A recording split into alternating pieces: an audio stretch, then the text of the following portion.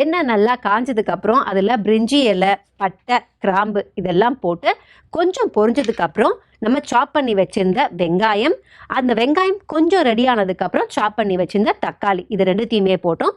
அதுக்கப்புறம் இஞ்சி பூண்டு விழுது, கருவேப்பிலை இதெல்லாம் போட்டு நல்லா குக் பண்ணோம். ஸோ அது குக் ஆனதுக்கப்புறம் கொஞ்சம் மிளகாத்தூள் அண்ட் ஒரே ஒரு பச்சை மிளகாவை ஸ்லிட் பண்ணி போட்டுக்கிட்டோம். அதுக்கப்புறம் கொஞ்சம் மஞ்சள் தூளியும் போட்டு தேவையான அளவுக்கு உப்பையும் போட்டு கொஞ்சம் நேரம் குக் பண்ணதுக்கப்புறம் நம்ம மின்ஸ்டு சிக்கன் வச்சுருந்தோம். அந்த சிக்கனை போட்டோம். சிக்கனை போட்டதுக்கப்புறம் கொஞ்சம் தண்ணி ஊற்றி அந்த சிக்கனை குக் பண்ண வச்சோம். கரம் மசாலா, அதுக்கப்புறம் மல்லித்தூள், இன்னும் கொஞ்சம் சிக்கன் மசாலா இது எல்லாத்தையும் ஆட் பண்ணி மறுபடியும் லைட்டாக தண்ணி விட்டு அந்த சிக்கனை ஃபுல்லாக குக் பண்ணோம். நம்ம ஃபுல்லாக குக் பண்ணி முடிச்சதுக்கப்புறம் அது ஆறுற கேப்பில் மேஷ் பண்ண வேண்டிய இருந்துச்சு. மேஷ் பண்ணிங்க அப்படின்னா அது ஃபுல்லாக ஸ்ப்ரெட் பண்ணுறதுக்கு சிக்கன் பொடி மாஸ் மாதிரி ஆகிடும்.